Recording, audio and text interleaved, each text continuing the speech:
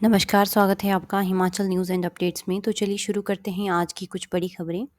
पहली खबर है, मुख्यमंत्री जयराम ठाकुर ने सोमवार को शिमला के गेयटी थिएटर में कारगिल विजय दिवस के अवसर पर आयोजित कार्यक्रम में कारगिल युद्ध के दौरान शहीद हुए जवानों को श्रद्धांजलि अर्पित की। युद्ध के दौरान देश के 527 वीर सैनिक शहीद हुए और 1300 से अधिक घायल हुए थे। मुख्यमंत्री ने कहा कि कारगिल युद्ध के दौरान 527 शहीद सैनिकों में 52 सैनिक हिमाचल प्रदेश के थे और 4 सैनिकों को परमवीर चक्र से नवाजा गया था, जिनमें 2 हिमाचल प्रदेश के थे। देश की सीमाओं पर डटे जवानों में 30% योगदान अकेले वीरभूमि हिमाचल का है और वर्ष 1947 से लेकर अब तक देश की रक्षा की खातिर जो लड़ाइयाँ हुई हैं, उनमें प्रदेश भर से 1262 जवानों ने अपने प्राणों का बलिदान दिया है। अगली खबर है, हिमाचल प्रदेश में भारी बारिश से 3 और मौतें और 4 लोग लापता। हिमाचल प्रदेश में भारी बारिश से नुकसान का सिलसिला जारी है। सोमवार को राज्य के कई स्थानों पर भूस्खलन और पहाड़ों की दरकनी की घटनाएं पेश आई, जिन्होंने 3 और लोगों की जान ले ली है, जबकि 4 लोग लापता चल रहे हैं। बिलासपुर, कांगड़ा व मंडी में एक एक मौत हुई है। उक्त मौतों के साथ ही प्रदेश में मानसून के दौरान अकाल मृत्यु का ग्रास बनने वाले लोगों की संख्या 190 तक पहुंच गई है। रविवार रात सांगला के लारा नाले में फ्लैश फ्लड आया। ताबो वैली में भूस्खलन हुआ, जिससे एनएच 505 समदो से काजा के लिए अवरुद्ध हो गया। काजा में पहाड़ी के धड़कने से भी मार्ग अवरुद्ध होने की सूचना है। वहीं सिरमौर के शिलाई में भी भूस्खलन हुआ है।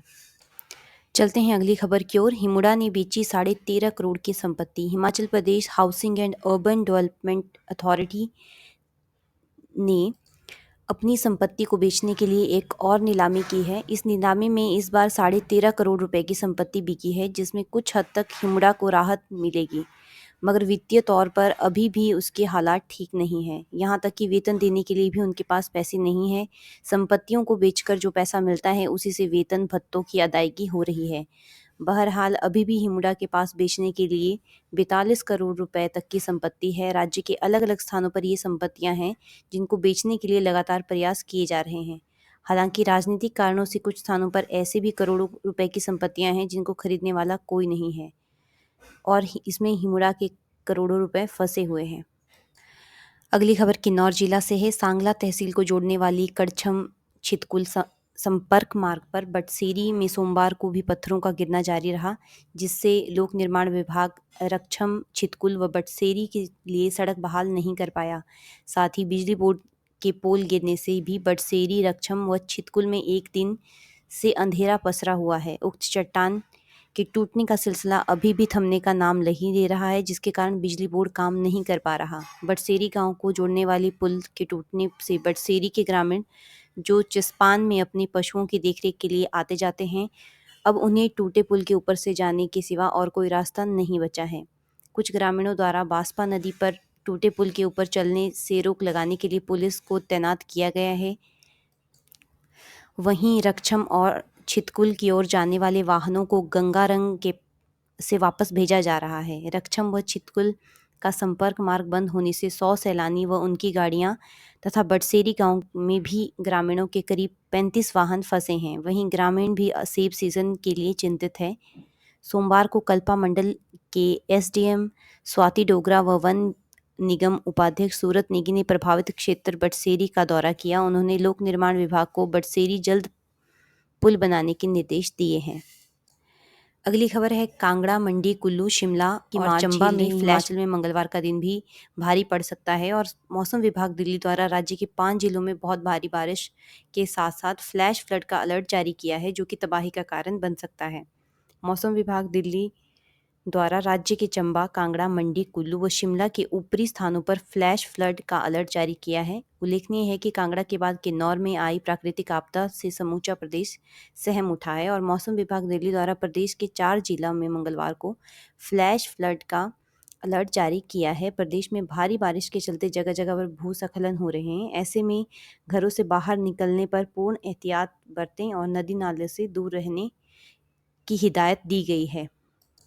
अगली खबर है, एक ही अभ्यर्थी को दे दी 6 जिलों में तैनाती। बेरोजगार शास्त्री संघ ने प्रारंभिक शिक्षा विभाग पर बैचवाइज नियुक्तियों के दौरान एक ही अभ्यर्थी को 2 से 3 जिलों में नियुक्ति देने के आरोप लगाए हैं। इस वजह से बैचवाइज शास्त्री के करीब 150 पद खाली रह गए हैं।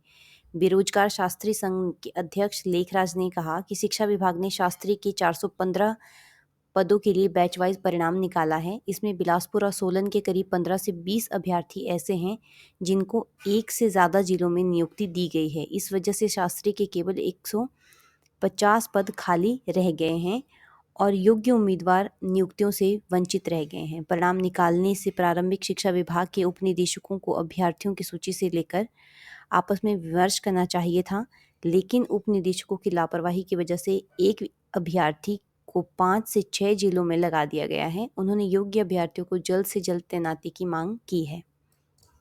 अगली खबर है, 26 सितंबर को होगी एचएएस की परीक्षा। हिमाचल प्रदेश प्रशासनिक सेवा की परीक्षा अब 26 सितंबर को होगी। राज्य लोक सेवा आयोग की मंगलवार को हुई बैठक में यह फैसला लिया गया। इससे पहले एचएएस परीक्षा 12 सितंबर को होनी थी, लेकिन नीट के चलते परीक्षा की तिथि में बदलाव किया गया है। अगली खबर है, दुबई में पहली बार बिकेंगे हिमाचली सेब।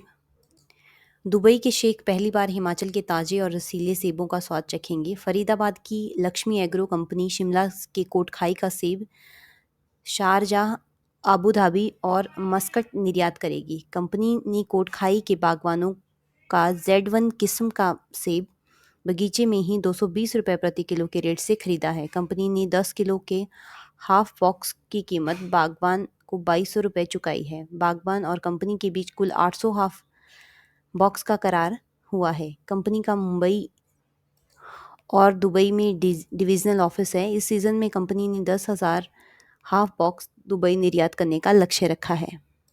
तो ये थी आज की कुछ बड़ी खबरें। धन्यवाद।